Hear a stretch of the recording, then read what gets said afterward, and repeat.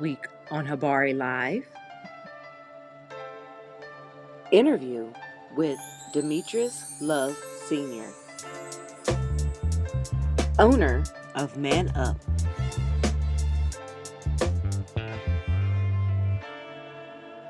Saturday, 10:30 a.m. Tune in on all platforms: Facebook, YouTube, Twitter, and Twitch. Don't miss this episode. We'll be all the way live. Wow. Habari Entertainment proudly presents Habari Live. Habari Live. From Phoenix, Arizona. And you're listening to the Habari Live podcast. The show that brings you news, sports, and entertainment for people who love HabariEntertainment.com. Here are your hosts, Aisha, Jimmy, and Damon Dipleen Ellison. Let's get it going. We are all the way live. Yo. Jimmy late on the camera work. Good morning. We are thrilled to bring you the latest edition of Habari Live, your go-to podcast for the pulse of Phoenix and beyond. Like always, we're all the way live in Paradise Valley in Phoenix, Arizona. I'm Damon Dipleen Ellison. Aisha. Jimmy. We'll be your guide through the exciting stories and everyday happenings in our vibrant community. Your weekly dose of inspiration, innovation, and insightful conversations from the heart of the city. All right, man. So, welcome to Habari Live. We'll be bringing you engaging conversations and inspiring stories from remarkable individuals making a difference in our community. Today, we have a special guest who embodies the essence of resilience, leadership, and transformation. Please join us and welcome Demetrius Love, the senior owner of Man Up for Life. Welcome, Demetrius. Man, we appreciate you coming by and talking to us about what you're doing. You are a motivational speaker, life coach, and just a difference maker, right? Yes, correct. So tell us a little bit about, Man Up for Life. What was your inspiration for getting it started, and what is your goal for the company?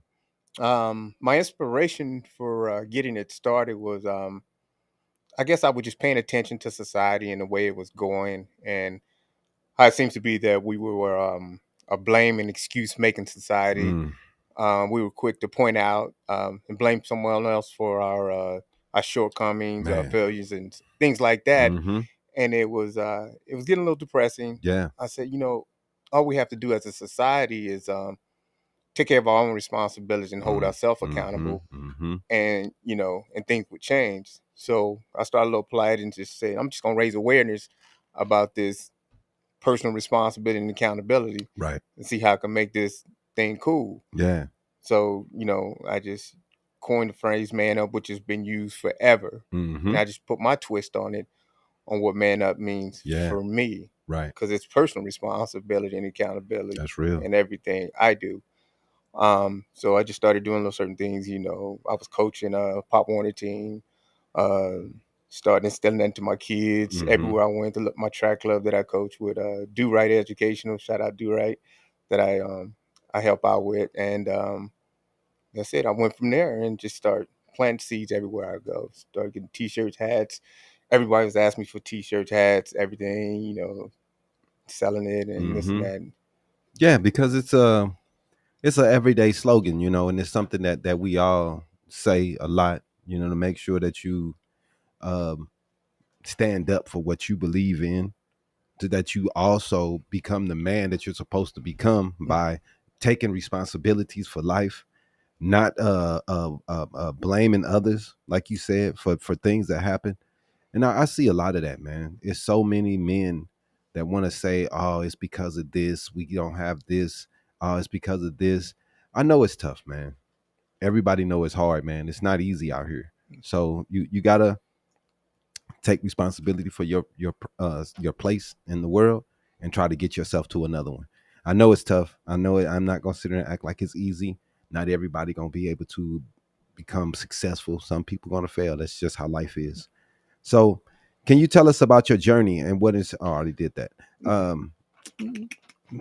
me see. What is your primary mission of my Man Up for Life, and how does it impact the lives of the men that you work with? Can you share some success stories from the people that you've helped? Um, sure. My biggest success comes from when I see other men or other men and other come to me and say, "This changed my life." Mm-hmm. I have Mm-hmm. a guy I know, and he really gets it. I explained to him the concept of man up and what it's about and what it details. And every time I see him, he has a man up band on, and he said, "D, this has changed my life."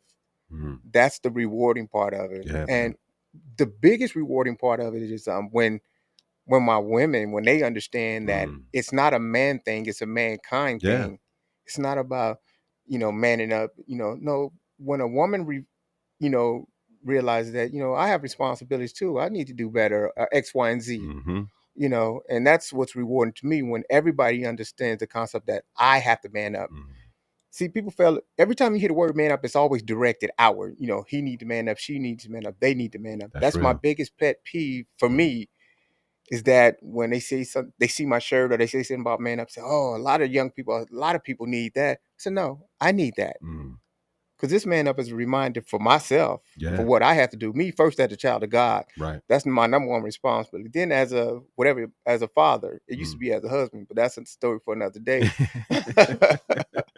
And then everything else after that. Right. And if you want to get deep about it, as a follower of Christ, my responsibility is to share the gospel. Yeah. If that's my responsibility. Right. Some might not believe, but I Right. believe, and Definitely. that's one of my responsibilities. So, Mm-hmm. you know, um, I'm continuing to this plight. I want to start doing more speaking and Yeah. stuff like that. Want to start getting this message out any Mm-hmm. way I can by any means necessary. Man. That part, Right. exactly. Go Hey, ahead. man. It's dope because it's like you said, man. Even I said that when you said it. Yeah, man. A lot of these young kids need to, but yeah, you're right. We all need to check ourselves. You're always looking at somebody else and then what somebody else needs to do, but you can't tell in other people what they need to do if you're not taking care of yours. That part. So that's definitely something people need to live by, man. So how do you define leadership, and what qualities do you believe are essential for someone to become a successful leader? How do I define leadership? Mm-hmm. Um, I define leadership as being able to listen.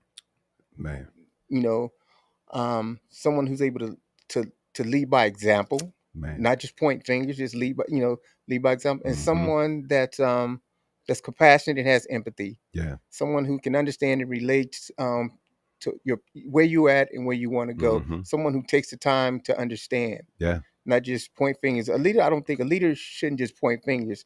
A leader should, lead by example and point fingers. If anything, inside on how Yeah. can we do this together, Right. not how can you do this and get this accomplished. Mm-hmm. That's my definition of a leader, I Yeah. guess. I agree. I agree, man. Leadership is not it's not easy. No, A lot of people think they want to call themselves a boss and talk about how they're bossing and they do this and they boss this, but man, if you're not a follower, that part. you can't lead. If you haven't learned to follow, you can't lead. If you haven't learned how to take directions and how to take someone else asking you or telling you to do things and you don't know how to react to those things, you can't lead. You can't. There's no way for you to lead.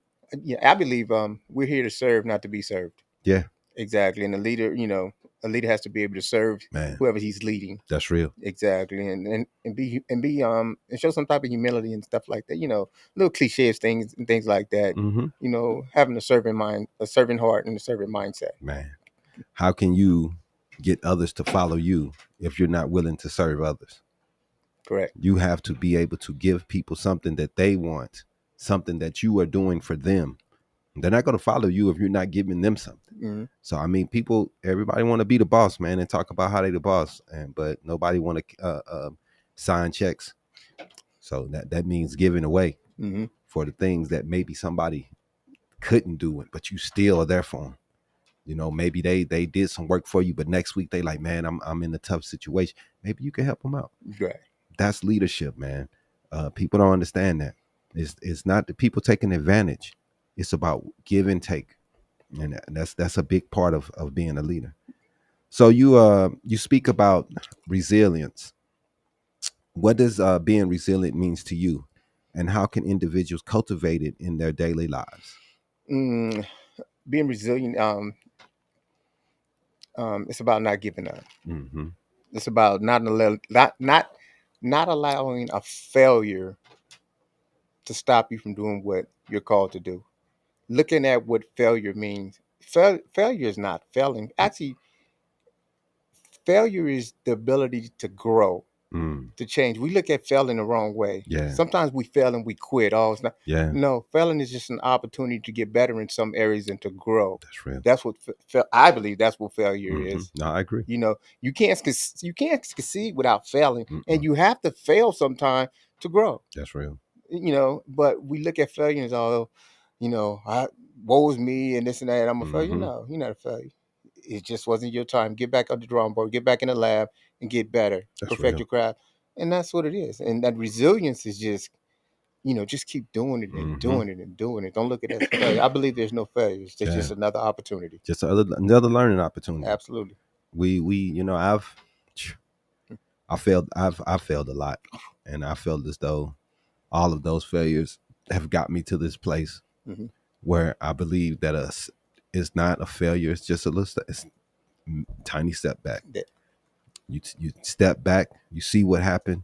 You fix the situation, and you go back to it, man. Mm-hmm. I agree with you. You can't give up. I mean, there's like I want to talk about when I was a musician for a while, and I felt as though I wasn't getting anywhere.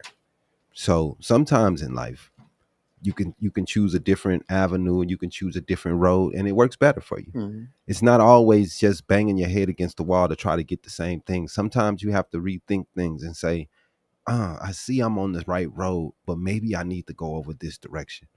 I make beats, I do something, but maybe instead of trying to be the major hip hop guy, maybe I need to get into the movie or television division and try to get my beats there where I'm doing a wider audience. Just try to rethink what you're doing instead of just keeping the same goal. Sometimes it works out better. And I'm not saying that you quit. It's just that you take a different avenue. We haven't quit anything. We've always had the microphone in front of us. Even after I stopped music, still the mic was there. So it's just a different avenue for us to be able to communicate and talk to the people, because that's all you wanted to do. It may not be the thing that you started, but it's the way you end it, man. And that's important. Yeah, I agree. So what role does mentorship play in your work, and why do you believe it's important for personal and professional growth? How has mentorship shaped you and your career? Um, I think mentorship is important. Um, I think all of us are either mentored Mm-hmm. or been mentored by someone, either unintentionally or not. Yeah. I know I have a buddy of mine. He was my he is he's taken ill a little bit, but he was my number one mentor. He used Mm-hmm. to pour into me, and I listen. I was receptive. To be mentored, you have to be receptive. That's real. You have to be quiet. You have to, like a lady told me, you have to LADD, listen, apply, and don't defend. Man. And I remember telling him about this man up thing I wanted to do. And the Mm-hmm. first thing he asked me, he said, "Is it a money maker or is it a life changer?" Mm. And he said, "You decide." Right. And I chose, I'd rather it be a life changer. Yep. Exactly. Money will come. Yeah. But my whole plot is to change lives. Yeah, man. And that's what I want to do. So, Yeah. and to piggyback off of what you said about your music and doing different avenues or whatever, with Man Up, I did so many things with Man Up. Like I said, Mhm. I thought it was a clothing line. Yeah. I thought it was a camp, a mentorship program, Right. all of these certain things. And so I chased those little rabbits everywhere. But one thing that never changed is the meaning and the goal and the mission behind Man Up. That's to Mhm. raise awareness about personal and responsibility and accountability. Mm-hmm. And now I have an acronym for it, which is Man Up. It's mindset, action, accountability, end is no excuses. You is unique. Everybody here is unique. Everybody here is not the same. That's You know, real. even though Kendrick said, not like us. Right. And P is passion and purpose. Right. That's the acronym. That's the meaning of man up. Man, that's dope. And because I you have to have a purpose. You have to have passion within that purpose, That's good. or you won't be successful. So, man, I no excuses. That's huge. So many people, man, we wanna make excuses. That's everything. Somebody asks you to do something, here come excuse number 1, 2, 3, 4, 5. Oh, I didn't. Oh, I couldn't. It's like, dude, when you just gonna get it done, bro? You always coming up with excuses and why you can't and why I didn't, why. It's like, dude, just cut that out your vocabulary and just think about getting it done. And we spend so much time talking about why we can't. That's the reason why you can't, is because just all you focused on is why you can't. Why ain't you focused on why you can all the time? Right. And figuring out avenues to get to why you can. I don't understand it, man. But that's how a lot of people are. I was there. I'm not gonna act like I was never Thank there. you. In my early 20s, I was lost. I had no idea what I was trying to do, putting off what I need to do, knowing that I can't live the lifestyle that I was trying to live forever. But you got to come to that point where it's like, hey, I have to make a change, or life is gonna make a change for me, and I'm not gonna like it. Yep. So I had to make a change. I probably waited too long, but I had to stop playing around, man, because life was gonna hit me. So, what are some of the most valuable lessons you've learned from your clients, and how you have influenced your approach to coaching and motivational speaking? Is there a particular story, a client that stands out for you, or a person that stands out that helped you to get into the coaching and motivation speaking aspects of your life? No, not one particular, but just many that I come in contact with on a daily basis. Yeah. It could be anyone I run into on the street, anyone who sees the back of my truck that says "man up," anyone who sees my license plate. I get horns blown at me, Right. pointing at me, say, thumbs Yeah, up. I'm yeah. like, thumbs up, or my shirt.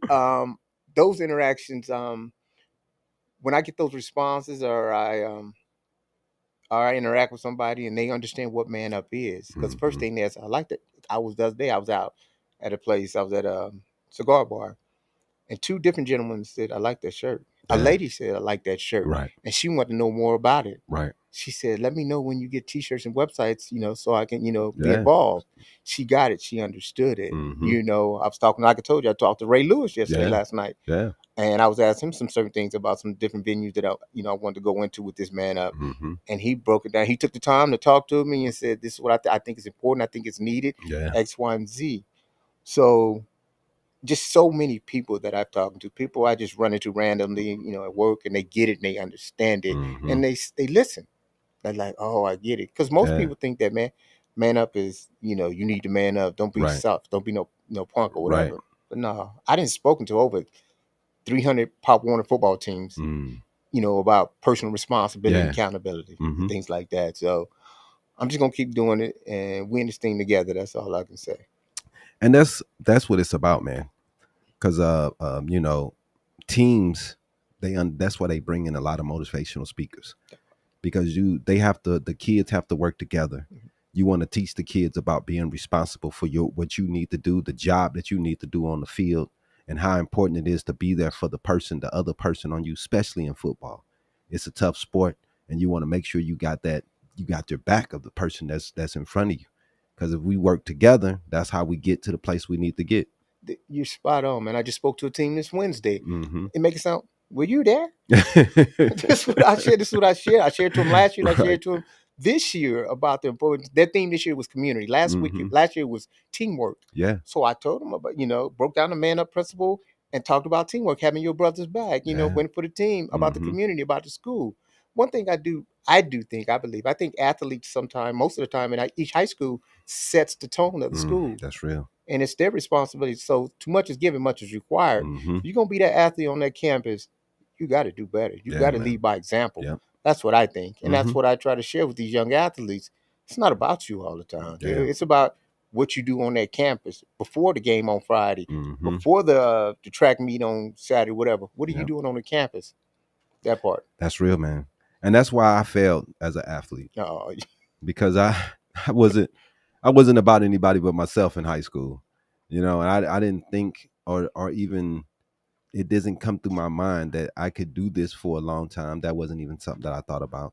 I didn't think about the responsibilities of stepping up. I couldn't change my behavior in life before I wanted to be on the team because everybody else was, but I didn't want to do anything different in my life to get there.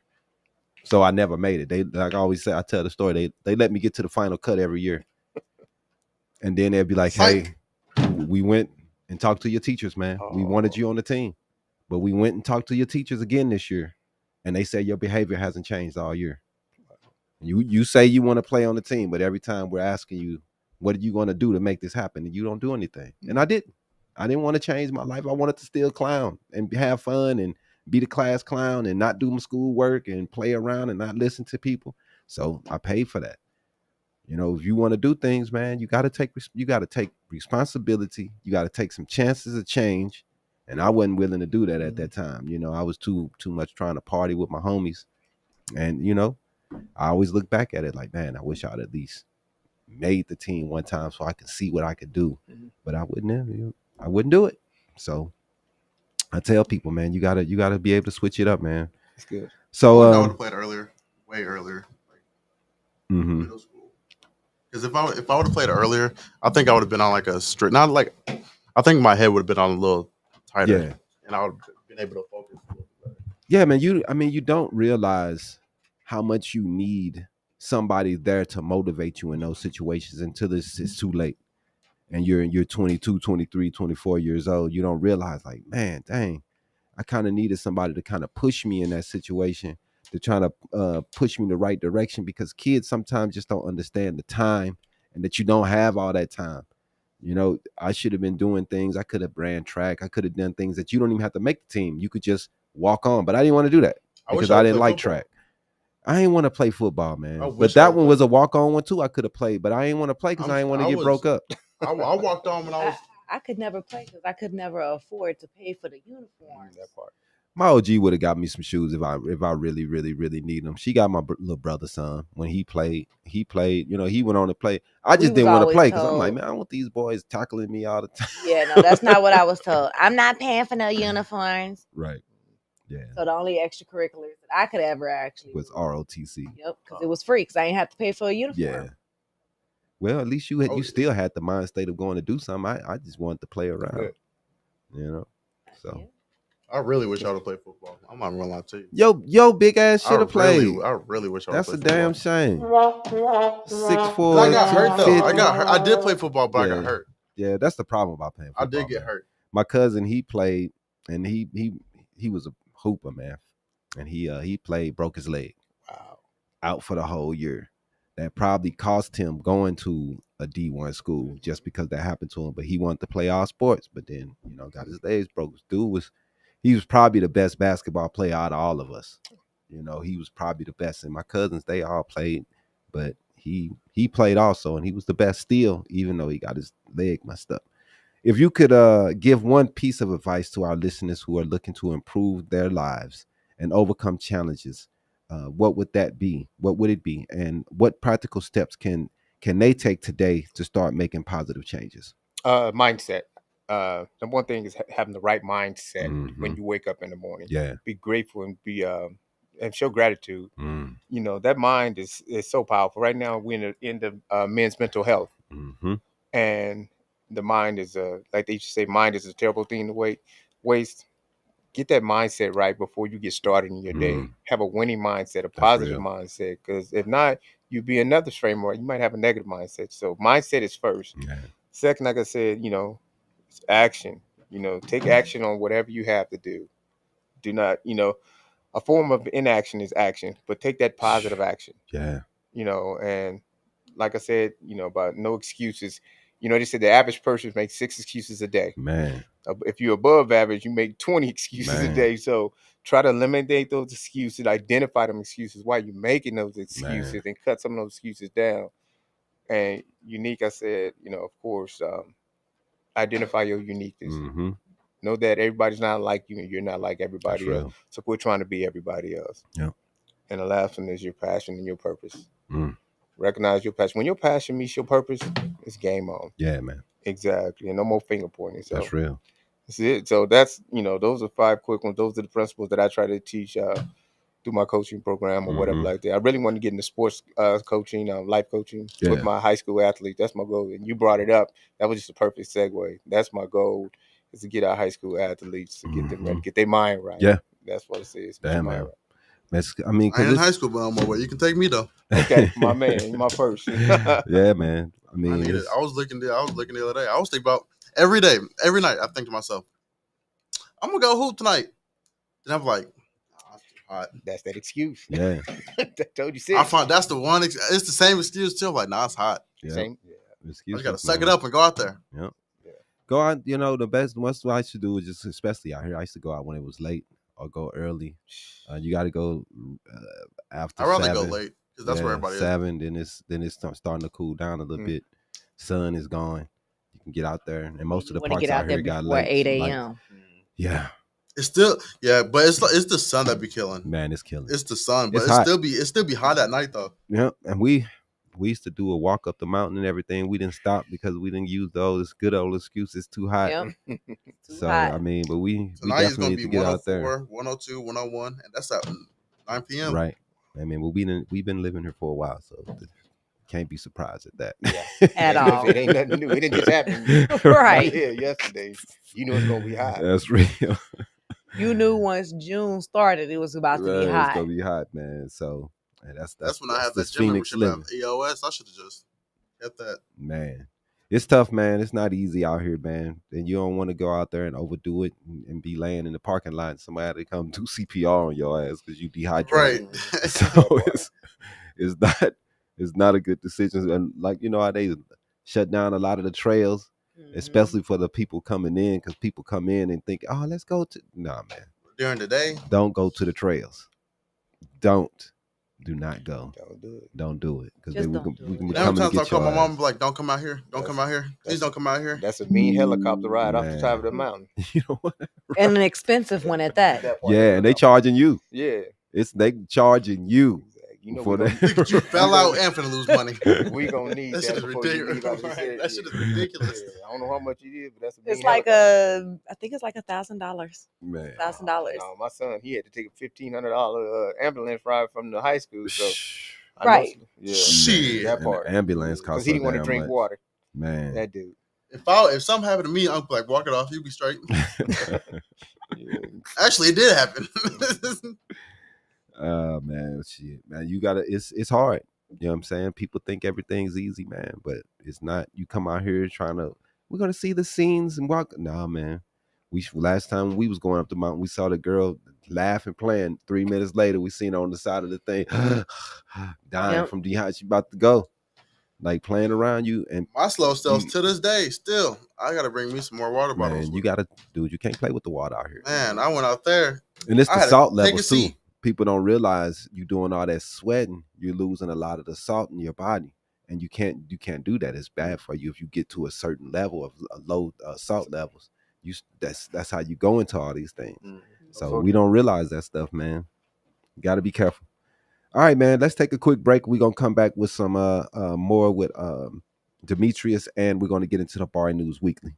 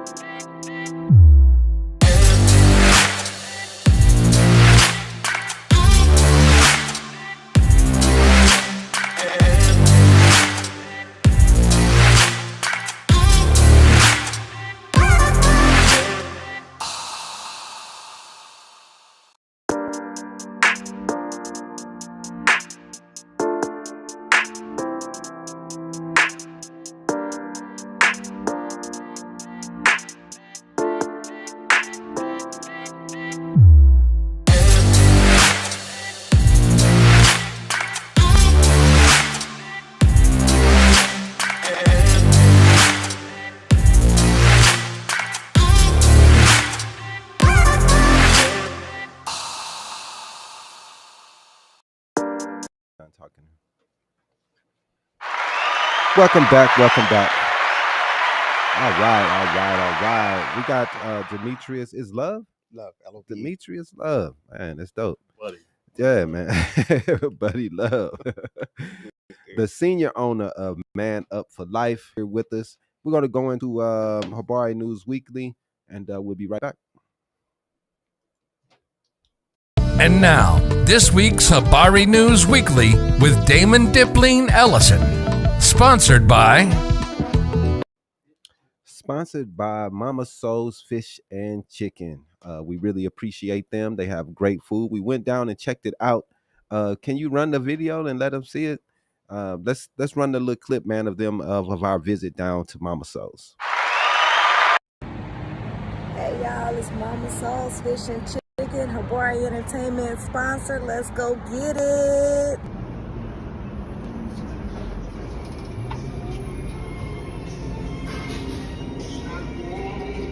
Man, this Mama Soul's Fish and Chicken. I ain't never had a piece of fish that tastes so good. I'm not a shrimp person, but they fried shrimps. It's so good. It's so good. The dressing and the greens and the cornbread.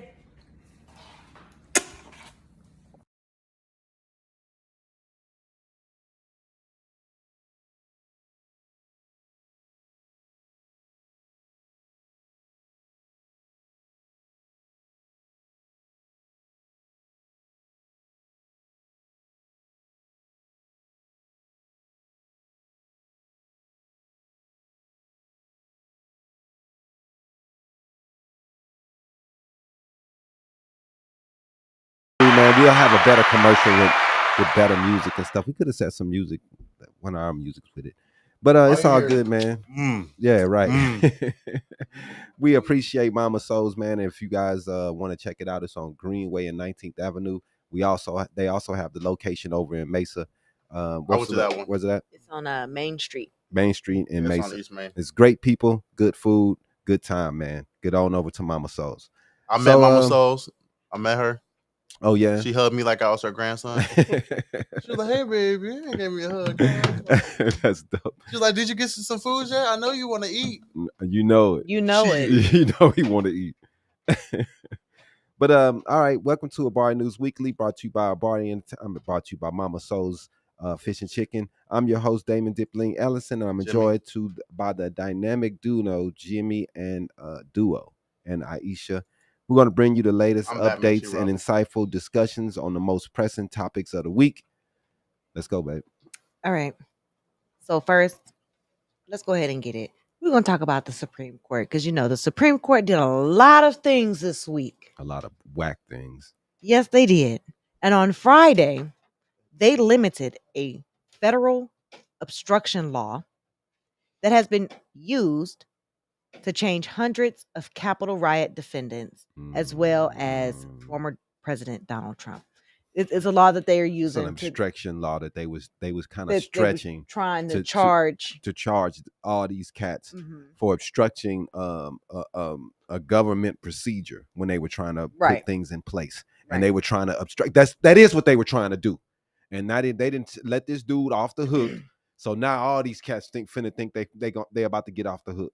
The justices ruled 6-3 that the charge of obstructing an official proceeding enacted in 2002 in response to the financial scandal brought on by Enron Corp must include proof that defendants tried to tamper with or destroy documents.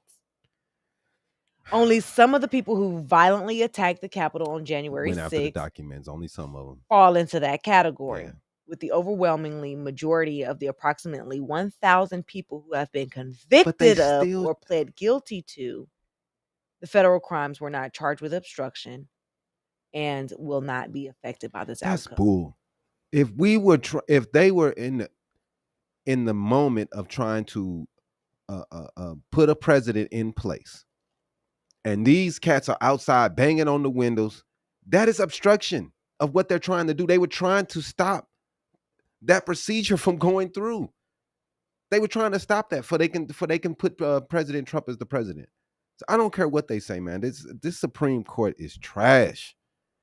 This is what we get for not voting and letting Trump get in there. We let him get in there again, it's going to get worse. We already lost abortion. We already lost many liberal causes. Y'all keep playing around. It's going to get worse. Now, there's some people who don't care. You know, they don't mind. But I talk to them online. They weird as hell. But normal people don't want abortion in every state. And you see what Arizona tried to do. Mm-hmm. They can do that anytime they want to because the law has been stricken down. We got to get the right people in there, man, or it's going to get worse. They only probably took it back because they knew the voting situation was going to be horrible because people was going to come out in droves to vote against that trash. I think it's still going to be on there. I hope so because it's needed. We need to pass a law here. If we don't, they're going to keep playing with us, man. They can come out with a federal ban when Trump get in there. Because that's their their end goal. And they got they already just tried to they already just tried to strike down the abortion the pill that's not only used for abortion, it's also used for women who have had miscarriages, mm-hmm. who need to have the miscarriage treated, right? The mifepristone. They tried to have that taken away. Yeah. So, but the Supreme Court did. I give them to that. They did strike that down. They did strike that down, so people can still have access to right. That. It's dude. If you don't want an abortion, that's fine, man. You don't have to have. You don't have one. To have one. You don't have to. But there's some people who be in medical situations where they need one. There's people who are struggling and can't afford it. They've made a mistake. We know. But some people want ways out of the situation, man. We can't just damn them down forever because of a mistake they made. Women's choice is definitely something I believe by. And I understand that some people don't. But that's your life. Let these people decide what they want. Mm-hmm. Exactly. All right. So, I mean, this week we also did have the presidential debate. That shit was terrible. Man. I saw somebody post, Obama, why'd you leave us there with him? Michelle, run, please. Yeah, man, it's bad, dude. Morgan Freeman, somebody, goddamn. I mean, dog. Joe Biden. He always starts off slow. He's just a bad speaker, dog. He's horrible. He's not that great a public speaker. He's been a horrible public speaker his whole career, bro. He really has. And he hasn't gotten any better with his age. But I'm still not voting for Trump. That I was just about to say that's not the part we're going to talk about. We're going to talk about the fact that Donald Trump said the black jobs. All the immigrants is coming in and taking away all your black jobs. Right. What the hell is a black job? Well, a couple people stated what black job is. Look, that happened and the internet went They was berserk. roasting that man. But there was one, he was like, we security guards of the world, Craig. Not the city, but the world, Craig. Not only that, Omarosa blasted Donald Trump for having the audacity to claim that illegal immigrants are taking away black jobs. She says he owes voters some explanation for what he meant. Trump's former apprentice told TMZ that his remarks at the debate about black jobs and Hispanic jobs were totally insane. They stupid. Like the millions of people watching Thursday night, she said that she was left wondering what exactly those terms signify for the former president. What does it signify? He's racist. So, as far as she's concerned, the only exclusively black job she can remember in America is slavery. So that has her thinking that Trump might have left some racism slip on out there. He did. I mean, the dude is everybody. We already know he's racist, right? Exactly. Exactly. And the internet, especially the black internet. They're going to say some stuff about it. And they said, "What's a black job?" And they said, "Selling plates, selling sour candy grapes." They said, "NFL cornerback, security for a strip club, call center, barber, lash tech." This is so meat racist. Truck man. It's and so this is all racist. black people doing it. I know that we love having fun with stuff like that, especially Twitter, man. We Waffle House cook, club promoter. That is wrong. I've seen all type races in Waffle House. One thing I can't TSA worker. definitely in Atlanta, TSA workers. Most of them, all of them are black. Candy lady. And in St. Louis, too. Kardashian baby daddy. He said basketball, AAU basketball coach. Look. Hey, man. Middle of the mall shoe cleaner. Hey, I've man. seen all type memes. Like, Yeah. even black people in corporate America have said, look, this is my black job. Are you talking about me? I'm sitting in the office at a desk. Oh, man, dude. I don't know. What was he talking? What he was yeah, talking about? I'm with Omarosa. I need some clarification. He's not gonna clarify. We know this. But the thing is that we had Dumb and Dumber up there, and that's the problem. So it was bad. Beavis and Butthead. Yeah, and now we got to vote for Beavis because we can't vote for fucking Butthead. And the way it was just like Joe, and he was like, "Damn it, he has 3 years younger than me, man. Less competent." They're both. I ain't hearing that age crap. They both old as hell. Donald Trump looked like he got a booty on his chin. You know, he got booty cheeks on his chin, man. Joe got life alert under his suit, and Joe just sleep. I mean, we just watched. Both of them need a life alert. They both probably walking around with a life alert bracelet or necklace or something tagged onto them. I'm already knowing when Joe and Trump, both of them, when they sign treaties, when they sit down, they go, "Oh boy." I'm just saying, man. They're old, and that was bad, and it was. And it's a bad excuse for people to come out with. The senior citizen ball is what we just watched the other day. Right. It was bad, man, and it was bad. But we can't let Donald Trump back in office, man. That's just like I told you. Voting too. The immigration situation where he was dividing kids and parents, that was horrible. Horrible. What he did when the 1619 project came out. And he gonna come out with a response. Yeah. Project 2025. No, it was Project 1718 or something, 1719 or something crazy like that. 1716, when we were in slavery. Something stupid he came out with to try to rebuttal the black history of America. He wanted to come out with another history that didn't make white people feel so uncomfortable. So ever since he's done that, Florida, Arizona, every state has put something in place to try to fight critical race theory, as they call it, because they feel too bad to talk about the things that happened in the day, and it's making their kids feel bad, and they feel like they're getting the blame. Well, it was your ancestors. They get blamed for 200-300 You can't be mad that we're blaming your family it's your people for doing something you did, that your family did. You can do racist stuff. You can believe in racist things. You can have a racist follower. The whole KKK, everybody's with your group, but they still don't want to be called racist. They cannot take being called a racist. You call them a racist online, they are. But they quick to call somebody else a racist, though. Oh yeah, you always a racist. You racist. If you say anything against them, you're racist. And then they're not racist, and you're racist. Right. And then then it's the Democratic Party. They was the racists back in the day. That's their number one thing they love to say. Like, dude, we know the ideologies have changed. We're not stupid, but they love to talk about that type of stuff because they don't. But they don't. The thing that's crazy to me is instead of cleansing the racism from their party, they just want to act like it doesn't exist and not talk about it. When they know, if you watch Fox News, all it is just horns of racism. That's all it is. Man. Whistleblowing. It's just that's all it is. It's ridiculous. Let's go to the next one. I mean, speaking on racism, there's all types of oppression that comes along with that, right? And now Elon Musk. Oh God. He said X now treats the term cisgender as a slur on the platform.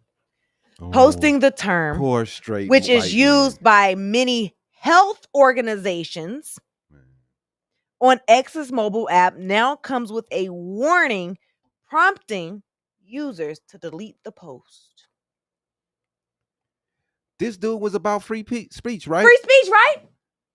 What happened to free speech? He letting everybody say the N-word. You got all the free speech you want in the world, but you can't say cisgender. And only cisgender means just straight white man that hasn't been through an operation to go trans. He's against trans. Isn't that what it is? It's like straight white man or a straight man.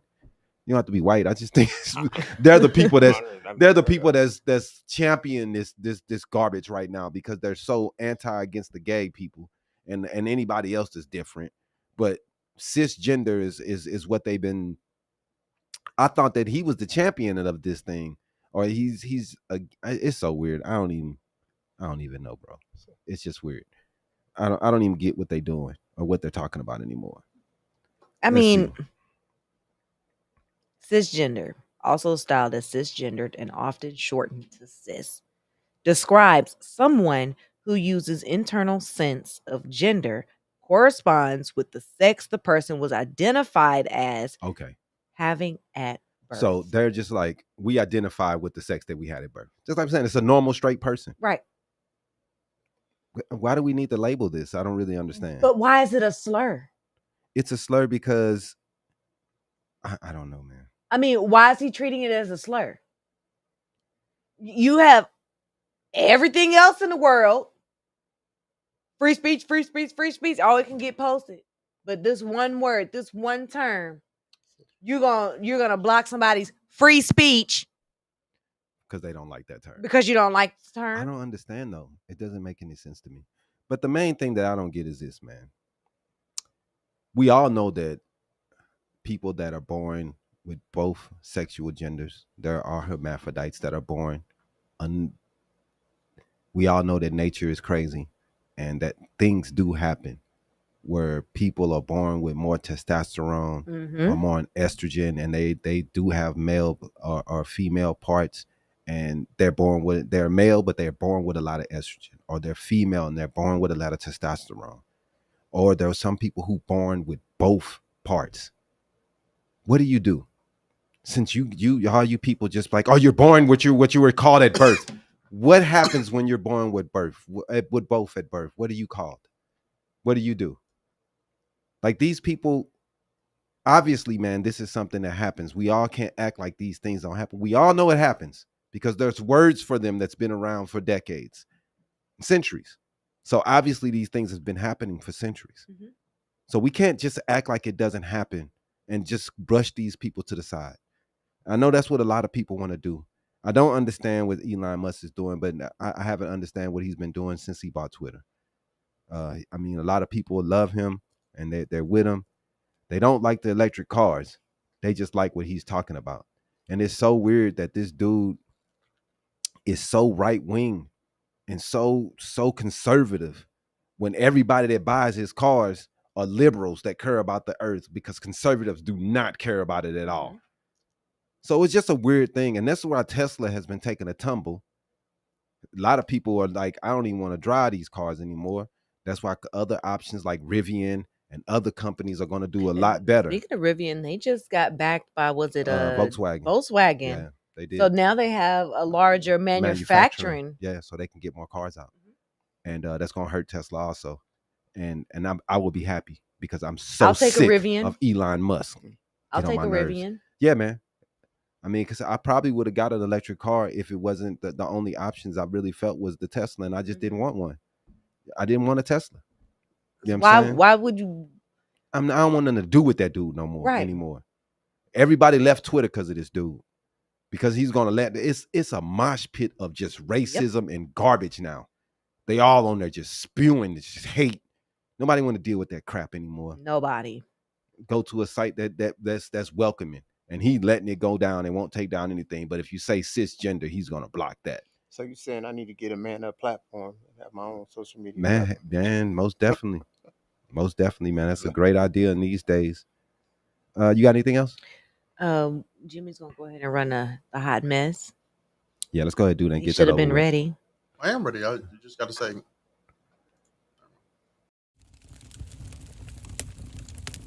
Get ready for the week's Hollywood Hot Mess with Aisha Rowan. Sponsored by... All right, y'all. I don't get as we said earlier. Be lying, bro.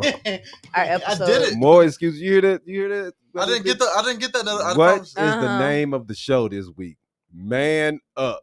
I am No mad up. excuses. And you didn't make Ray like 8 excuses. I didn't right see there. it. Demetrius Love ain't hearing that, man. You destroying the whole thing, and you said you was with him, Right. I am. Look, I and didn't then, get it. then I come with didn't like get it. 87 excuses the whole Hey, time. you're above average. I ain't getting on you like that. I didn't get it. Get out of here. He above average. Mm-hmm. All right. So I I'm mean, aiming you for know, 9 today. a lot of things happened this week, Yeah, it's been a crazy week, man. and there's been a lot of hot messes been put out there. Yeah. But this week, the buzzkill for Starbucks flowers. Starbucks Oh, okay. is suing Starbucks flowers. Mm-hmm. And they're taking the mobile marijuana business to court Yeah. and claiming that it's ripping off the coffee brand's famous logo. But that's what they did. They played on the logo, on their logo, but They she just- was, just smoking a hot. little ganji. Right. Yeah. I mean, according to the new legal documents obtained by TMZ, Starbucks was suing Starbuds for trademark infringement. Mm. Starbucks is saying that Starbuds, which sells marijuana out of a converted food truck in New Dang. York City, That's dope. is deliberately copying the iconic siren design logo. Duh. No shit. That's why it's called Starbucks. Well, I don't know if they're gonna lose this one, man, because I mean- they are openly doing. That's what it's a play on the word, and it's not like they're really taking their. It's a play on it. What don't know, Starbucks is man. saying is that instead of them tweaking the design and making some of the lines and the drawing a little bit different, Yeah. they use the exact No, they same didn't. drawing. It's not the exact same drawing. It's just that, like with the hair that has the little stripes in it, it does resemble the exact Yes, Starbucks but sign. it's not exact. But it's not exact, given the fact that they did also add in the girl smoking marijuana. I don't know, man. If that's all they did is just put a joint in their mouth and just stole it, I don't know. But me looking at it, it doesn't look like the Starbucks one. You know what I'm saying? Starbucks one is a little bit darker green for shooting off tops. Their hair looks like it has a little bit more lines in it, and the lines are more defined. It And- doesn't look the same. Okay, so it really isn't like you got the Starbucks flowers and you got Starbucks coffee. Yes, that looks the same. But you also they got the girls both wearing the little crown and their hair is down, and it's really not the same because if you look at the design for Starbucks that's outside, like around the girl, Mm-hmm. the lines are a lot different. Right. That's what I was thinking. That's off The top the of my lines head. that are around Starbucks is pretty much a plume of smoke. Right. So I don't know, man. It's going to come down to what And the they're judge also thinks. using the marijuana flower Right. on their logos, so Mhm. that alters the logo as well. Right.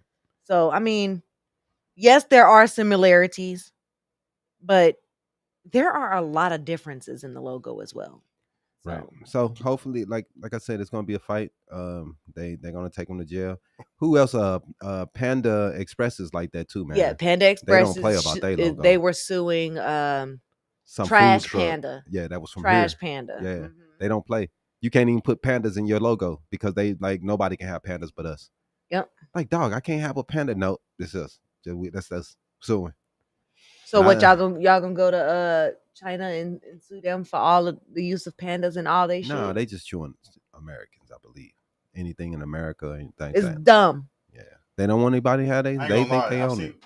I've seen like some of these weed packs. They getting creative nowadays. I ain't gonna lie. I saw one. It was like in an Xbox box. Mm-hmm. It looked like a disc, and the weed was in the disc. Wow, that's a lot of wasted money just to buy some weed. Right. You just give me that shit in a plastic bag. I don't give a fuck. A paper bag, just give it to me.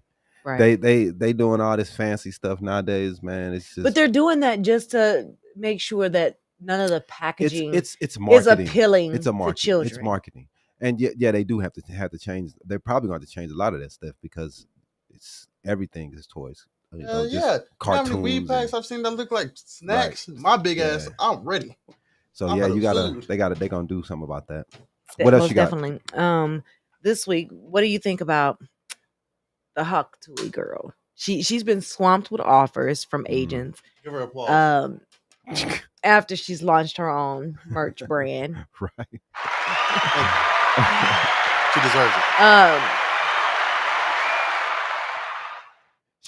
She's launched her own brand. They also had a rumor going around that she worked at a preschool or some crap like that, but it seemed like that was what it was, a rumor.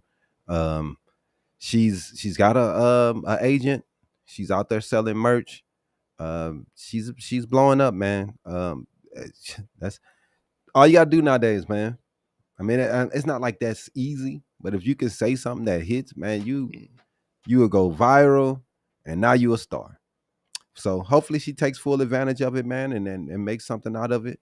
It's been all type different things going on around her, but all of them seems to be untrue. So long as she's doing her thing and making the best out of her situation, instead of like the Catch Me Outside girl who just only thing she did is go to OnlyFans. I mean, she's making a lot of money off of it, but you didn't make a career out of this. Being on OnlyFans. Oh, they call her a rapper now. No, I think that's over with. She's on straight OnlyFans now because I think she's making like millions off that. I don't know, but because it was all I just seen an article about her saying that she just had a kid. That's for my 25. Like back in February. Okay. No, I'm just saying. That's you start having kids. And she already out on boats, on yachts twerking. Yep, saw that too. She always been a hot girl. Ain't no surprises there.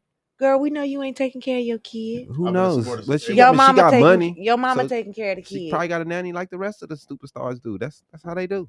They have a kid, drop it off by the nanny, and go party. You ain't raising your kids, the nanny raising the kids. They got money, man. That's their business. I ain't got no time to think about what they doing with their kids. Hey, all I know is I don't care. She need a babysitter. I'm there. You are. She's a star still, Absolutely. but I just hope that she does more than what the crap that she's done. You know what I mean? I know she's making it on something that's sexual, but you don't have to go the sexual route to be able to capitalize on that. That's the only thing that women think that they have to capitalize on. Yeah, she don't have to do that. So a lot of those women, they need to look at the man up and just be like, that's what they need to do. Yeah, who knows? What else you got? We can go ahead and run into. Let's see. All right, let's go ahead and get it. Sorry, I thought you should run sports. Nope, not yet. We got one more. There's been new fallout from Diddy and the Cassie video. Every week is a new every week there's something new that happens, and this week Miami Beach Commission said they are revoking Sean Diddy Combs' Day. Diddy posted up with the then Miami Beach Mayor Philip Levine during the 2016 Revolt Music Conference when he originally received the proclamation. Yeah. The city's commissioner voted this week.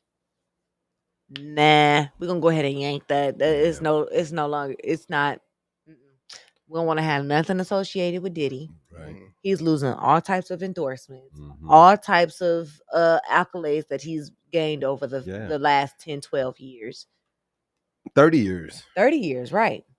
And he lost his scholarship. Yep. From his doctoral. Doctorals. He's lost the key to the city in New York. He's lost a day in Miami. He's lost all of his endorsements. He's lost everything, man, because of this crap. And I mean, to me, that's someone who he was acting a fool in the 90s. And instead of learning from all of the things that was going on, he just kept going and doing the same things he was doing. Lost his homie, his homeboy died, his best friend died. He's still going on doing crazy stuff instead of slowing down, chilling out. And this is what happened, man. You weren't gonna be able to hide this stuff forever, bro. A lot of people love Diddy, and I always said, man, dude can't be as clean as people think he is. Right. You're not gonna get into it with a whole bunch of gangsters, and you're a good guy. That's not how life works. Good guys don't get into it with thugs and gangsters and killers. And he was in the mix with them cats. And I used to always say, man, I don't know how he gets out of this stuff scot-free, man. But they are, Tupac's a thug. Tupac's a thug. But they would never put Diddy in that. They was like, Diddy and Big are good people. Why are they getting into it with all these gangsters and killers then? don't you get into it with the people that you associate with? That's who they are. Don't, you can't just blame Tupac. It had to be something from those older people. Those other people had to be on something. Nah. Did he? Because at that time, Tupac was the youngest cat. Uh, Him it- and Biggie was the youngest one. It only thing I know is that Pac caught all of that smoke. Everybody blamed him and For said everything. that it wasn't Diddy and Biggie. They were just as surprised as anyone else that Tupac was coming after them. They're just good guys wondering what's going on. And that's how they tried to play that. Yep. And I hated it. I'm like, dog. And we all know Come that on. they both. I could almost guarantee that he had something to do with Pac's death too. I don't know nothing about all that. They said a lot of things, different things about him hiring different people out there and stuff like that. I don't know. There's been so many ifs, ands, or buts. They say they got the people who killed him now. They was in that white Cadillac because most of those dudes are dead. Yeah. But the last one, he's facing the charges. It only took 30 years. But at the same time, you know, he could have. He was shady. I mean, it's crazy that everybody's now seeing it, but he was shady then, and everybody gave him a pass. And this is what y'all get: all of us coming back. Everybody who just gave him a pass, blame Tupac and everybody else. They in a war. You ain't in a war by yourself, man. That's not how things work. It just takes two sides to tango. Yes, it does. All right, run the sports. Oh, no. There's one story I want to talk about. Was you going to bring this one to Julio? I forgot about that one. I didn't get that one at it. We got, I think in Jacksonville, Florida. Yeah, I think it was almost a week ago. I think Sunday. The kid was killed on his birthday in Jacksonville. He was at a Airbnb. And he was partying, and they got kicked out. And they went from there. They went to a hotel. I think it was a Holiday Inn or something like that. And in the parking lot of this Holiday Inn, they were ambushed, and two cars of people were shot up, and the dude Fulio, whatever his name is, was gunned down. Now, I just want to say how disgusting the online people were.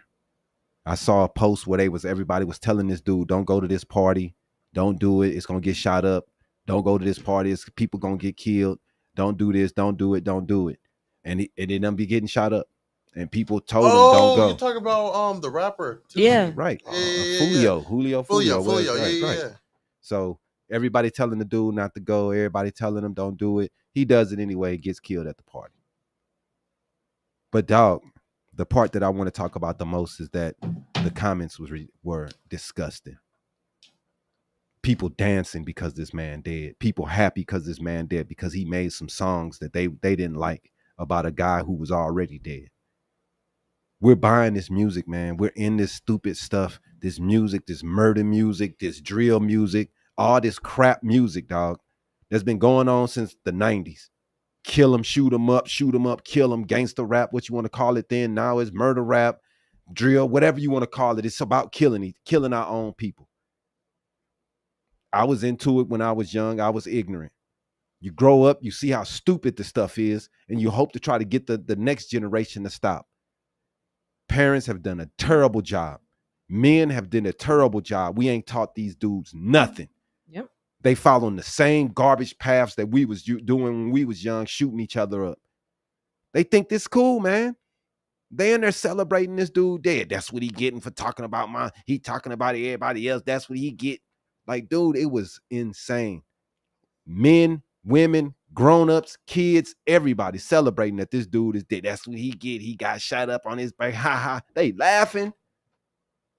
I'm like, dog. And then you wonder when people come and say, look at this. Look how they act. Look how they are. And look at this. There's another rapper that might end up being arrested for his death. Youngin Ace. Yeah, that's the dude who was He just released a new song called Game Over. And talking about killing him. Yep. Talking about putting a hit out on him. And then we so dumb that we put the crimes on raps. And that is why who else was it that just had something else that happened like that, where now guess what, y'all? They can use your raps against you in court. RICO charges against Young Thug now because they're using all his raps against him. So a lot of people are against it. What they don't understand or fail to see is you just released this song calling it a diss song, and you talking about game over, we got you, all this and all that. You finna go to jail. Then you're gonna release another song called Do It, where you talking about you put the hit out on it and everything. The fuck is you doing? Well, you tell it on yourself. The thing is they're doing it for clout because these people eat it up. They love it that we killing each other. They love it that there's another black man. That they love this stuff, man. They're eating it up. The shit had 10,000 comments. People eating it, loving it. They love this crap, man. We out here dying. And they like, yay. As soon as I said it, all of them. Here's an article, Fulio. Young and Ace's new song could be evidence, says the criminal lawyer. Dumb. The lawyer done came out and said, well, your song is now gonna get you arrested and tied to this murder. How dumb do you look? Clout. You going to jail. Clout. Because I'm the man. You want to brag about, I'm the man. Oh, I got him. I just killed another black man. I took him out. We celebrating that. Like I said, man, I seen the comments. The comments were horrible. All those people on there celebrating this man death. Every time I seen this man picture, all these people were under his comments talking about, yeah, that's what that fool get.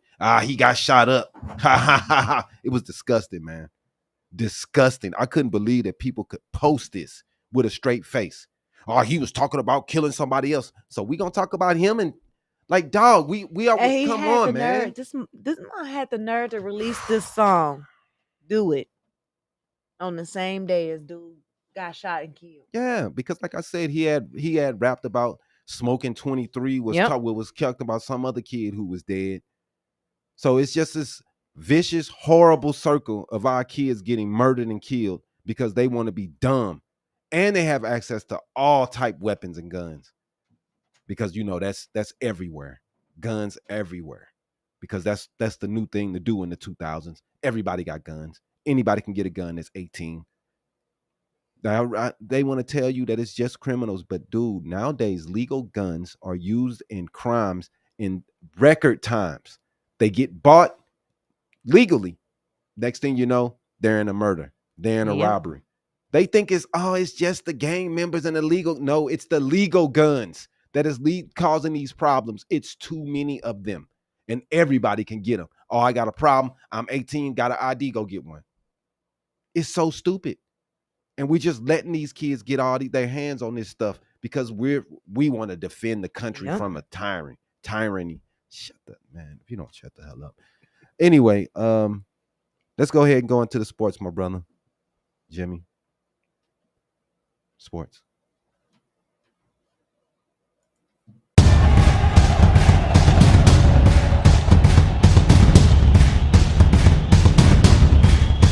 Habari Sports.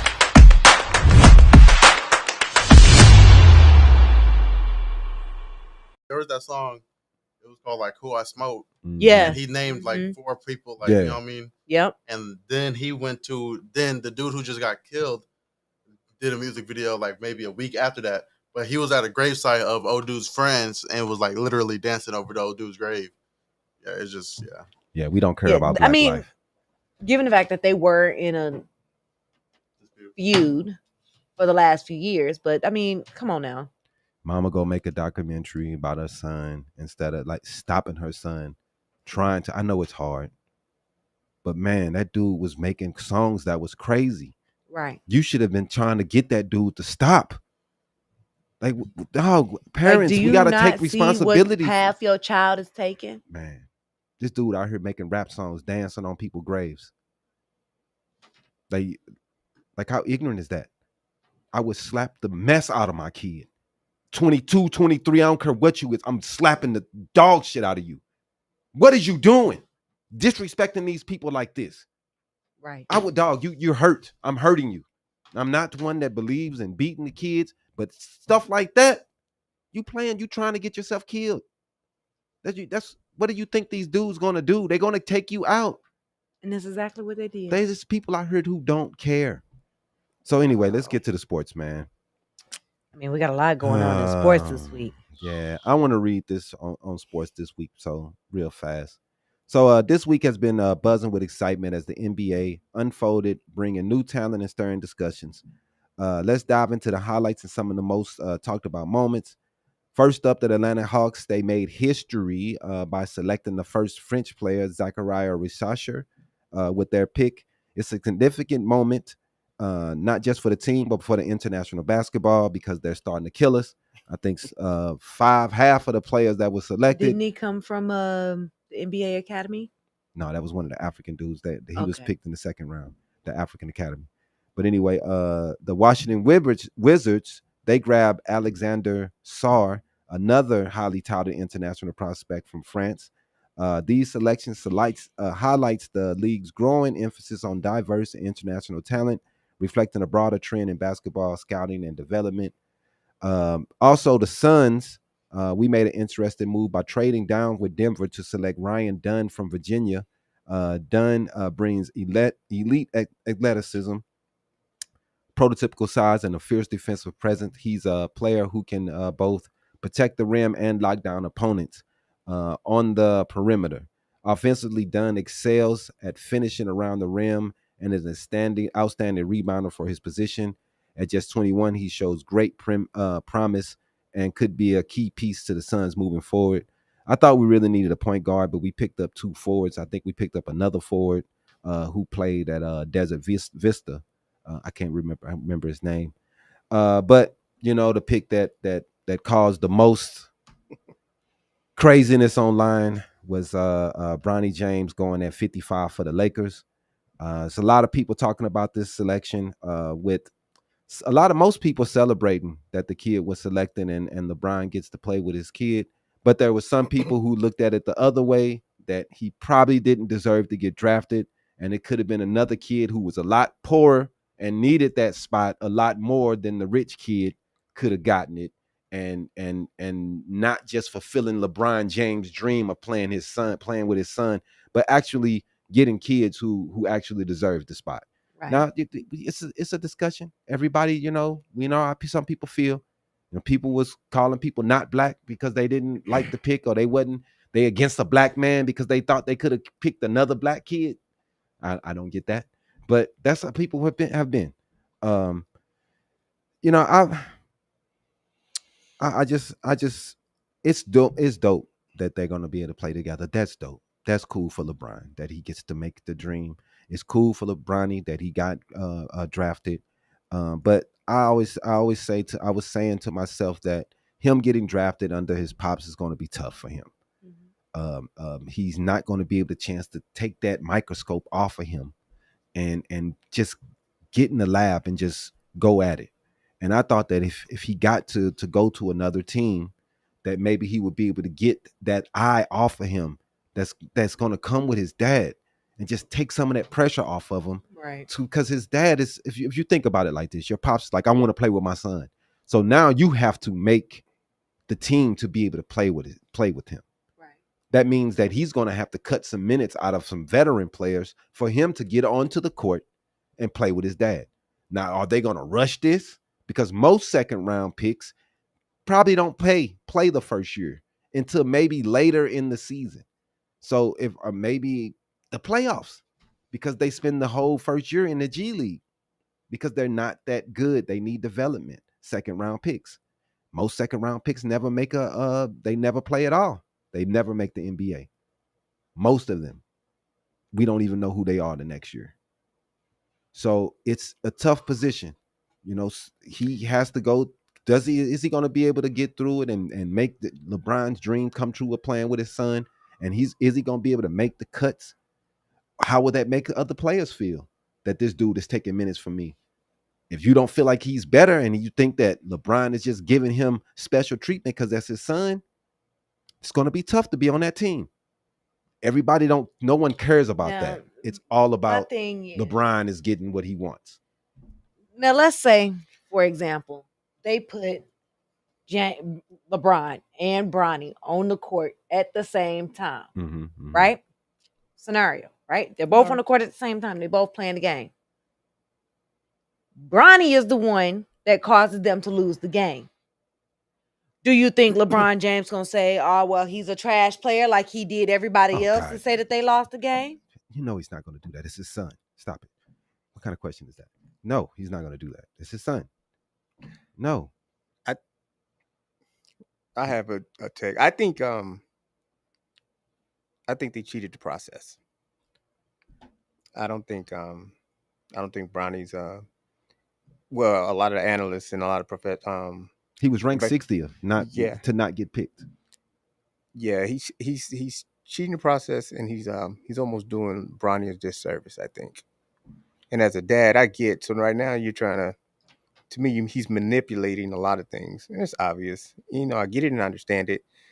But I think this could almost hurt him more than it's going to help LeBron. Right. And you have to look at it like that. That's how I see it. I wouldn't want my son I'm not going to say he cheated to get to where, that's like if I was at my job, if I had some job where I was a skilled underwater pipe fitter, mm-hmm.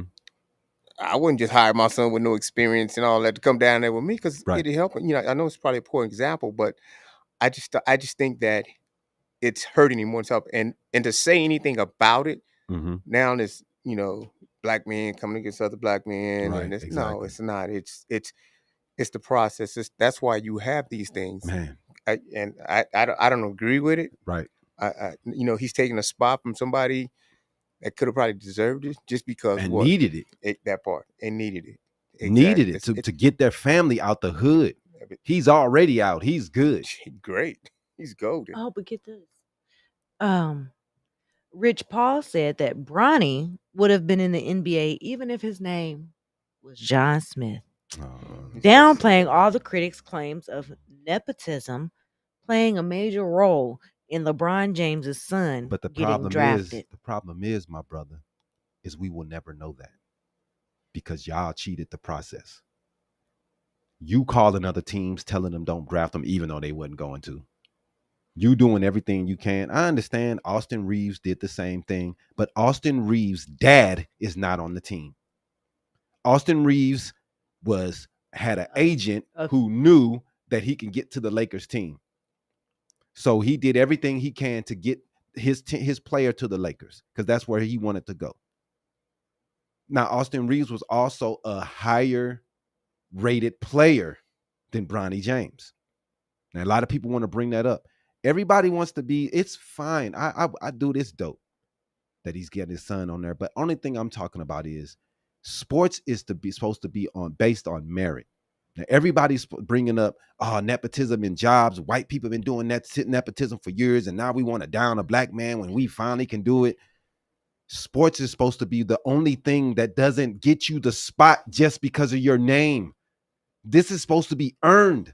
A job, we understand jobs. We understand that you're going to hand the company to your son when you die. We get that. But you can't hand your starting position at the point guard position to your son. He got to earn that, bro. He's got to beat out everybody else. He can't just be. He got to go through the same tryouts, the same the same summer camps. Exactly. The reason why we haven't seen NBA players doing things to make sure that their son get drafted is because they wanted their kids to make it on their own merit and not on daddy's hand doing it for them. And for us to sit here and act like that's not what it's about, right? It's crazy. LeBron James just basically said, "Here you go, son. Take this. Have this." Right, but it's like I said, it's making his dream because he the one that. That's He's why the one that said he had that dream. I said it was bull that he was doing it to his son. When he put that out there, I want to play with my son. Gets no chance in the world to make a name for himself. Why would you put that pressure on that man? I thought it was uncalled for pressure from the start. And then you've solidified the pressure, right? By having him on your team. Not because now he got to make summer camps training. He got to do all this to make sure he play with his dad. He play on the team. What if he struggle? What if he have a hard time? Do you know how much he's going to get killed online? And already, like I said yesterday, he's going to get treated like Giannis' brother. Yep. Even though Giannis' brother was drafted by a different team, he played on different teams. His other brother won a championship with the Lakers. He was in the 10th spot, 11th spot, but he earned those positions. Thanasis has been playing with the Bucks for 4 or 5 years. Every year that man has been on that team, the only thing you have seen is only reason that man is playing is because of his brother. He wouldn't even be on the team if it wasn't for his brother. So now Bronny has to hear this for the rest of his career. Yep. Now He wouldn't have got on the team if it wasn't for his daddy. Right? Why would you put your man in that position? Why would you want to put your son in that position? Why would you want to put him in that position? That's what my thought pattern was. Everybody's all saying, "Oh, you just against LeBron." I'm like, bro, I'm saying that's a bad setup for that kid. It's now hard. All his peers, all his co-workers and his teammates, well, you wouldn't be here if it wasn't for your daddy. Right. He earned minutes. Say if he do earn minutes and he's good enough, players are still going to say, only reason you got it is because your pops. That's the only reason you beat me out is dad. It was a player on his team that averaged 3 times more points than Bronny, and he did not get drafted. And we all saying, ain't nobody get passed up. It's a 55th pick. Every year somebody get passed up, bro. There's always good players that didn't make it. So to act like this is not a big deal and it's just one little pick and who cares? It's not a big deal. It's a very big deal. That's another kid dream who's gone. They could have got their name called because LeBron wanted his son's name to be called. I think this is a shot to LeBron's legacy a little bit. It is. Some people think it adds to it. You think it adds to his legacy? Some people think it's making him better than Jordan. That's what they were saying yesterday. Really? Because he got his son in and Jordan didn't do that to his sons. But Jordan didn't want to do that to his son. I wouldn't do that for my son. But earn it on your own. That's all you ask. Earn it on your own. I wouldn't want my dad in there. I wouldn't even want to play with my dad. And Bronny even said it himself. He said a couple things. One of them was, I just want to play ball. Yep. And the other one is, I'm hoping that the GM won't do something like that and just pick me just because my dad. I don't think the GM would do that. And the GM did just that. And that's what happened, Bronny. I'm sorry, bro. I know it sucks, man. But this is what you're going to be known for your career because this is what they set you up for. Yep. Because they wanted to pull strings. You would have went to a different team. Nobody would have said shit because they couldn't say anything. A different team saw something in him and picked him up. Yep. When your daddy picks you up, they're like, look at Doc Rivers and Austin Rivers. Austin Rivers played with the Clippers. He got Austin a nice contract. Everybody turned that little contract. He only got it because his daddy. The dude that played for I don't know how many different teams. Right. But he's still getting slaughtered. He talks about it to his day. And when this stuff came out, he said it. I wouldn't want Bronny to go play with his dad because what I went through and the history that I had to deal with of people taking away my accomplishments because they saying the only reason I have it is because of daddy. Let that man go make what he want, man. We see how what it ends up being. I want the kid to succeed. But you making it very hard for him to. It's already hard. He got to come up after his pops being one of the greatest players ever. That's tough. And now you're like, pressure's on. I want to play with you 2 years. Like, what? Let me take my time to develop, man. It may take me 3-4 years before I'm that good. I don't know. But the pressure's on. He got to play with his dad. So now he's got to get it. Dad is only going to play for 2-3 years. So in the next 2-3 years, you got to make sure that you're good enough to play with dad because you got to make his dream. So that's what I thought. It was uncalled for pressure, man. I don't want it to. LeBron is a great family man. He does great for his people. He's great for the game. He's a great moral model. I may not agree with everything the man does, but he's a great model, a role model, and he's a good, great player. But I don't have to agree with everything this man does, bro. Or I'm not black. Some stuff people was calling me yesterday. Ridiculous. Wow. But anyway, let's run comics. That's all we got for sports. Let's go ahead and go to the comics, man, before we can go ahead and get up out of here.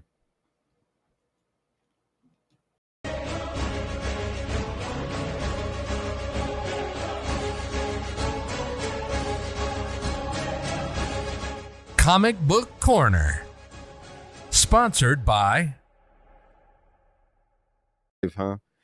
All right, so welcome to another thrilling edition of Comic Book Corner, where we dive into the latest and greatest in comic book adaptions. Today, we're delving into the episode of The Boys. Episode 5. Episode 5. This It was a wild episode. Yeah, this episode was definitely better than the one before. It was First insane. off, Butch tells the rest of the crew Mm-hmm. about the deal he made with old girl. Not the deal, the virus, the soup killing virus. Yeah, he told the crew about that, which was originally on Gen V, right? With Godolphin University. So he finally told them that he knew about that virus that could a lot kill of stuff soups. came out. He came a out lot of stuff that he was making a deal with the senator that blows up people's heads. I forget her name. Also, it came up, that he's just scandalous dude to do whatever it takes. Yes, he cut off the man's leg. Nobody, I don't understand how he even did that fast. I guess old dude did it. Maybe your boy from Nah, I'm guarantee you, and the way he did it because of his power. It's gonna have to do something with Butch's powers that he got that would allow him to do that. I don't know if he got control of it like that. He was so surprised it even came out. So I don't think Either he had help. That's what I'm thinking. He had help because it doesn't make sense. What's the name of that damn show? The dude was on when he beat the little Chinese dude head in Walking Dead. Dude from Walking Dead with the bat. I forget his name too. But anyway, man, the dude that played Nelson. Was it Nelson? I don't know what dude's name was. Nelson. On that show. Something. I just him on that show made me stop watching Walking Dead because that thing went on way too long. But yeah, man, that episode was much better. We had flying killing sheep. That was on Gen V. We had Huey's dad got attacked. He got a dose of the compound V and just went. Oh my goodness! You know what? When I was watching that, his son, Homelander's son, he's starting to act like him. Yeah, he is. He's turning into a I didn't watch the show, but I saw a clip on TikTok. Yeah. He's definitely turned into a Homelander. Frenchie turned himself in. Yeah, he's a chump. Dude's a chump. I don't even like his character. I'm not gonna lie to you. I ain't gonna lie. He's whack. I'm gonna say this. I don't have to. I don't care about being canceled. There's a whole lot of weird stuff going on. Man, the show's been weird from the jump, man. I'm just talking about I saw. Talking to microphone, please. Was I with you when I saw this part? But he was like, "You go do this to A-Train." Or was it? Yeah. Oh yeah. Yeah, he told A-Train to go go kill down. dude. No, go down on him. Yeah. Yeah. It was It comes out that Victoria Newman has a love interest, which is the guy's legs that gets cut off. Yeah. That was crazy. That they had. That's the one that the daughter that they had. That the daughter with the crazy mutant face and everything. That she turned her into that herself. Yep. So yeah, this episode definitely, I would say, was probably the best episode of the season so far. I'm gonna say this because you got more information from it. Definitely, because to me it's just been circle jerked all the episodes. And I'm saying, where is this stuff going? Right. You know what I mean? We just keep throwing stuff out there, and finally we got somewhere. Well, I'm gonna say this. Y'all gonna be like, but I'm gonna say it. You know me. Season 3, Superman and Lois. It came out last year though, but I'm just not watching it because. So we're gonna talk about something that came out last year. It's kind of, not really, because it came out late last year. Okay. But I just didn't have accessibility. Like I didn't have access to it. But that's not true. In my end, I didn't have it. Okay. Let me just say that. But I'm out of 10. I'm rated about a 7.5. It's okay. Some plot twist. I ain't gonna lie. I didn't expect. That's pretty good for a TV show. Has this show been canceled yet? No. Yes, it is. No, it's not. They're doing another season. Coming out. That's the last season, though, right? Yes, this is the last season upcoming. Because everything within DC has got to be all continuity and because they did. Yeah, I think maybe because no, I'm not trying to super spoil it, but at the end, the very end of the season, nobody watches this show. You ain't spoiled. Yes, they do. People told y'all it's not bad. Yeah, they did.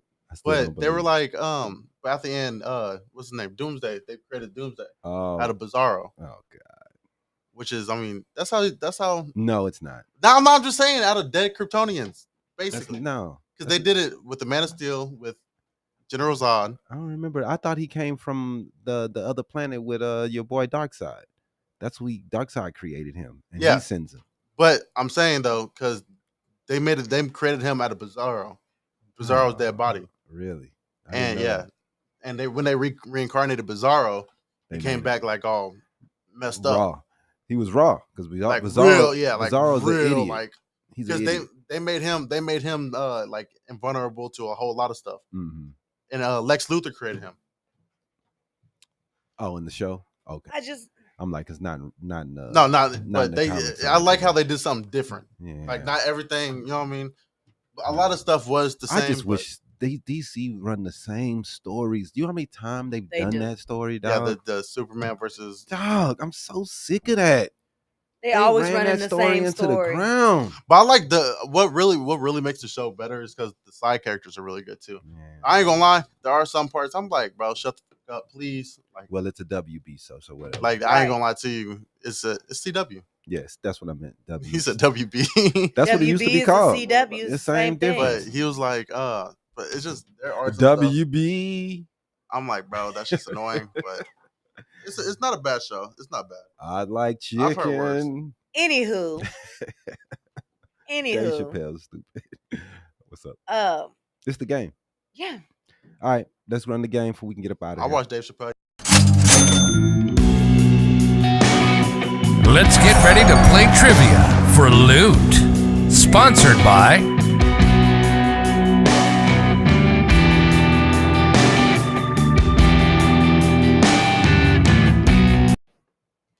Mama Soul's Fish and Chicken. If you have not gotten you a plate, Samantha's go on and birthday. get out, go on down there in the 19th Avenue in Thunderbird or 19th Avenue in Greenway. Excuse me. Get you a plate. Beware, the catfish is strips, not fillets, but they is still on point. Look, man. The nuggets is great. Mm-hmm. The wings was great. Yeah, The shrimp was fire. right. Look, we are definitely sponsored by this show, by this restaurant. But if you don't like it, that's on you. We really don't Everybody care. has different taste buds. Definitely. I don't care. Everybody ain't gonna like the same stuff. I'm just talking about the lady who came and they're talking about it wasn't. She didn't. We don't care. Straight up. People always complaining.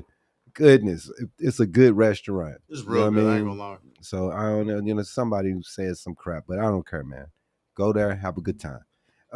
Let's play this game, man. All right. Oh, As you know. before we play the game, I want to say happy birthday to my little one, Demi, 3 years old.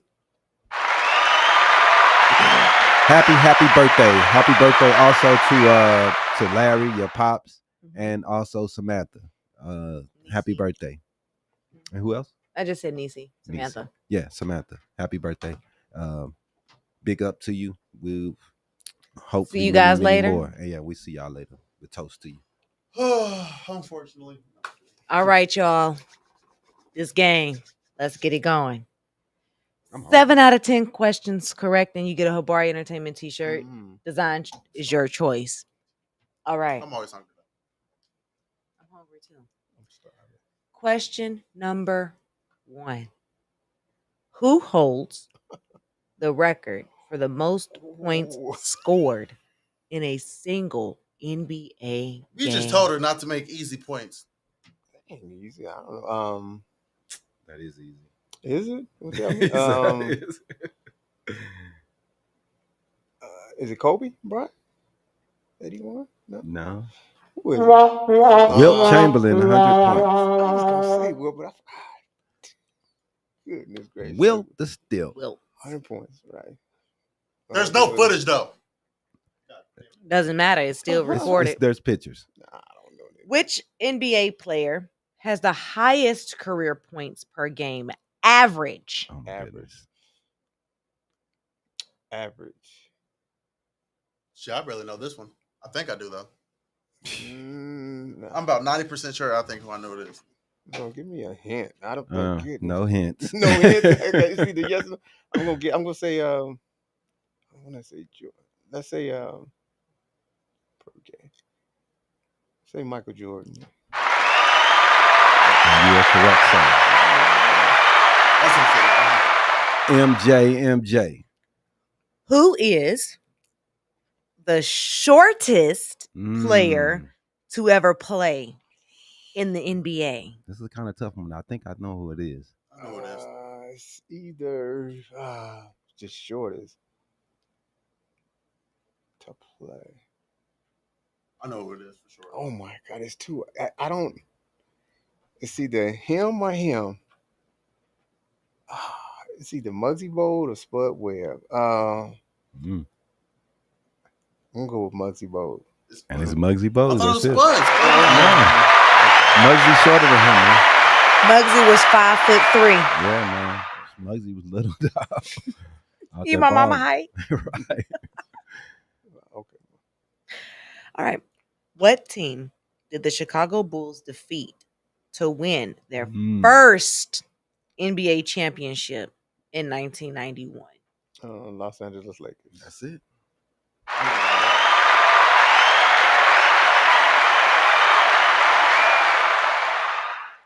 Okay.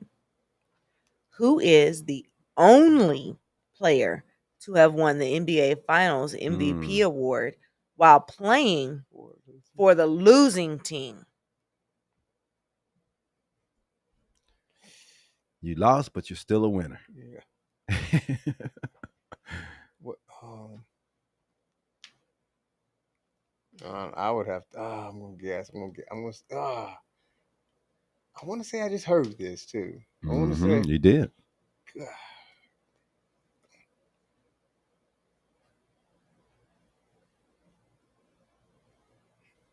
Was it? I want to say LeBron, but I want to say my man from Philly. What's the dude name? I can't. Allen Iverson too. Jerry West. Oh, that's right. He won the award in 1969, despite the Lakers losing to the Getting Boston smopped up Celtics. by the Celtics again. I just heard it. Yep, the logo. Yeah, he just passed away. Rest in peace, Mr. West. Which player holds the record for the most career triple doubles in NBA history? Dang. Is it not what's my guy out for LA? What's the dude? It's the dude. God, I can't think his name. I know he played for the what's his I know his name. He played for the Clippers. It's not East. I'm not guessing, but I know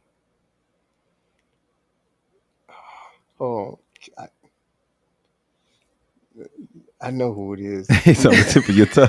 I know the dude. He just signed. He's thinking Russell Westbrook. Yeah, but that's I what don't I'm even think. thinking. I don't think it's Westbrook. Okay, that's exactly what I think about. Who was it? I think It is Russell I Westbrook. couldn't think of his He name. surpassed Oscar Yeah, Robertson's yeah. long-standing record. God, it's Russell And Jimmy Westbrook. gave it away. He said I it's know not East. I know. I knew it was. I know it was. I didn't think he broke. See, I said he played for the Clippers. I thought he beat his yearly record. I didn't think he bought No, his whole career record. That's why they call him. Yeah. Wow. Triple double Russ. Yeah. But he just signed an extension to that. I know this one. What team drafted Dirk Nowitzki before he was traded to Dallas Mavericks I think I know on this draft day? I don't even know. Philadelphia, yes. one. Golden State. It wasn't Golden State. It was not Golden State. Was it Timberwolves? It wasn't Phoenix. It was the Milwaukee Bucks. Dang. I thought for sure it was Golden State, but I ain't. Yeah. If you ask me about the one about Kobe, no, for sure. Yeah, everybody know that All right. one. Who is the oldest player to score 60 or more points in an NBA game? Was it Kobe Bryant? Definitely Kobe. This last Kobe. game. Yeah. Kobe.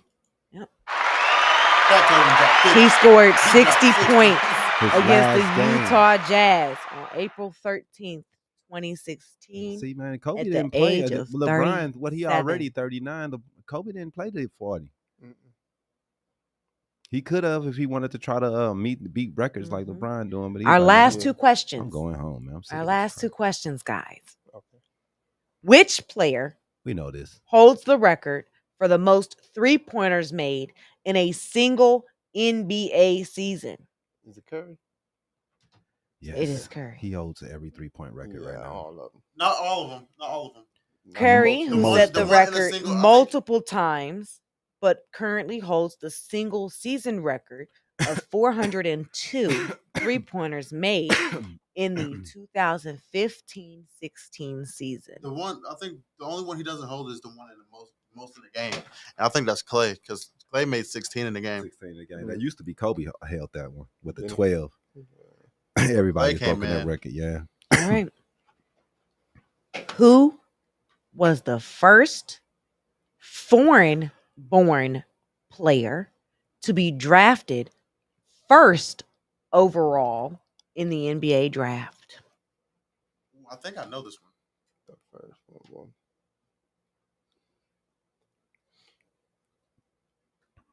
You kind of kills me. You turn your laptop away, so I won't look over his answer. The first one, I would say, foreign-born that was drafted first overall. No, I don't know. Dirk Nowitzki. Hakeem? Wasn't Hakeem? Bayani?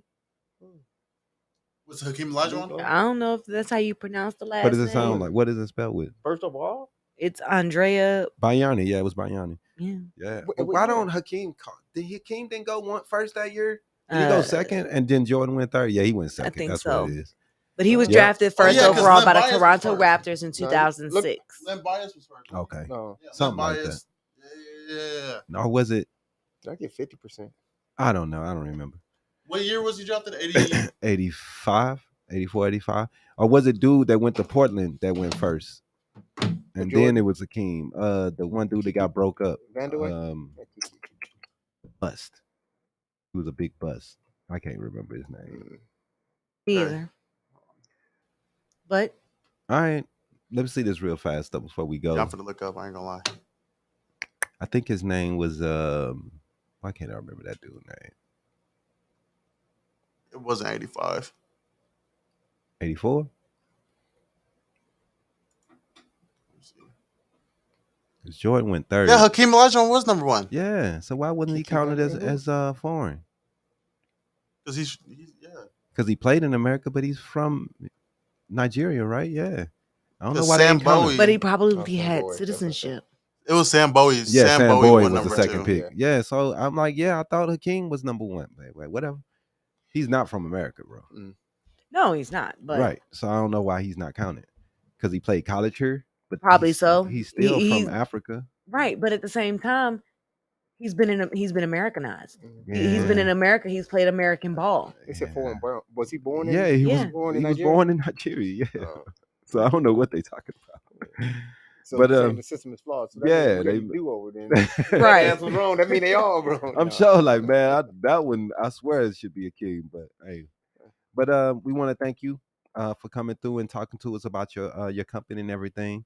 Tell the people how to get to you, how to contact you if they want to get you to come through and speak to their team, to their business, to their office, for to get them motivated. Thanks for having me. First of all, you can reach me at email is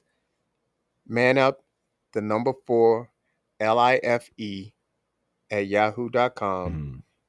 or you can just give me a old-fashioned phone call at area code 623-204-8036, and I'm on all social media platforms at manup4life. Man, that is we appreciate you coming through, man. That is really dope. We thank you for Demetrius coming through and dropping some knowledge on us, letting us know how you do and how your business run and the things that you're motivated to do. So we appreciate you, man. And thanks, Jimmy, Aisha. And like I said, happy birthday to everybody, because we got about 17 people celebrating today. Samantha, Larry, and not the last but not least, my little girl, Demi. And we're going to go have a drink. Holla, holla. Peace. Finally.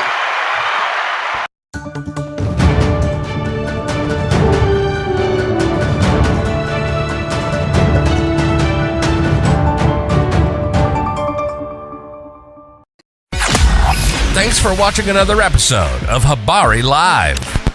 Make sure to subscribe to our YouTube channel and get updates on news,